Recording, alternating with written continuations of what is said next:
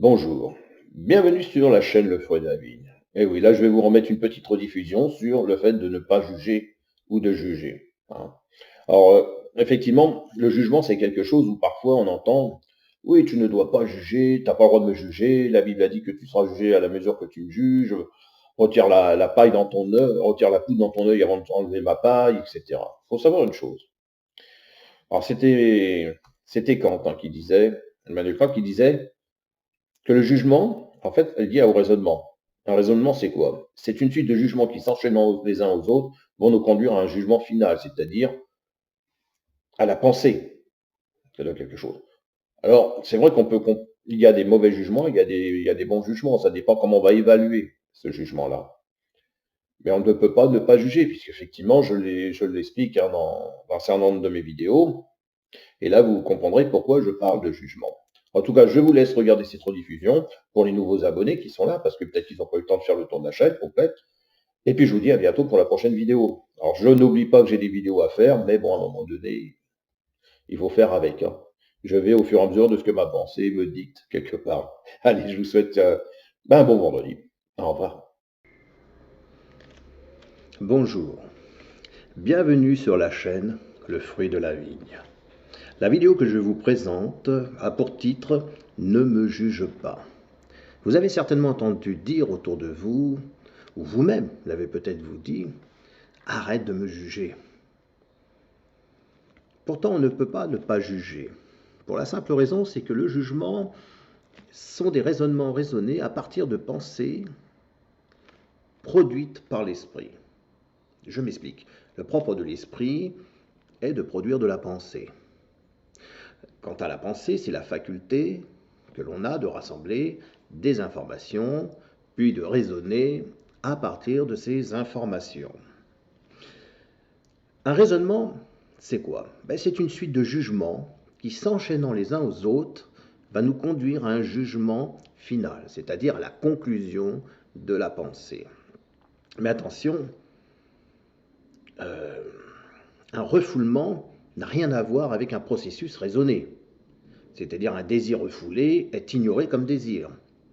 Alors bien que l'on ne puisse pas juger, il est possible d'avoir un mauvais jugement. J'aurais voulu pour ça vous lire un passage de l'Évangile selon Luc, chapitre 18, et le verset 9 à 14. Mais il donna aussi cet exemple pour certains qui avaient eux-mêmes la conviction d'être justes et considéraient les autres comme rien. Deux hommes sont montés au temple pour prier. L'un était un pharisien, l'autre un collecteur d'impôts. Le pharisien s'est tenu là et s'est mis à prier, ainsi en lui-même.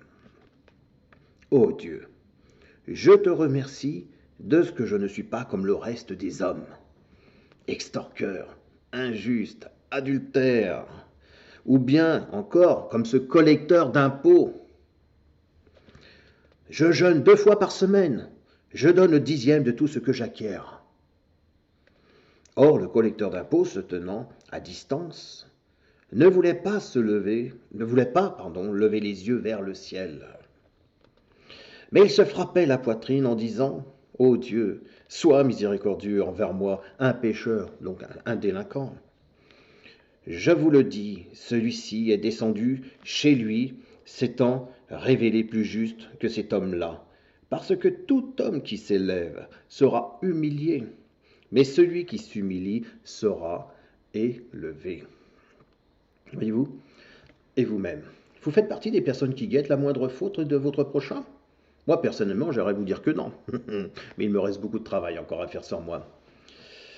Il nous faut sortir de cette image caricaturale. Cette parabole que Jésus nous offre, est ce qu'on appelle une projection mentale, ou une image projetée.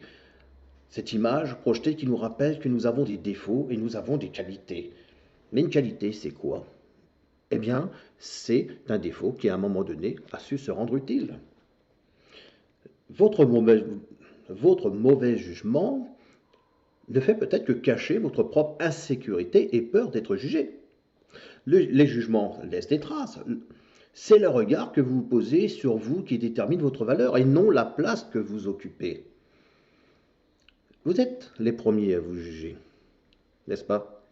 Et pourtant, vous ne devriez simplement qu'apprendre de vos erreurs. Le jugement et le raisonnement, comment dire, qu'ils soient conscients, subconscients, inconscients, restent identiques, sauf différents degrés de la clarté de la représentation. Je peux me servir des fautes des autres et pour me rassurer sur mes propres qualités. Tout jugement passe d'abord par la connaissance du fonctionnement de la pensée, tant que vous ne saurez pas comment fonctionne votre pensée, vous ne pourrez faire confiance au jugement que vous portez sur le monde extérieur et bien d'autres, sur les autres. Eh bien, je vous remercie et je vous souhaite une bonne journée et à une prochaine vidéo. Au revoir.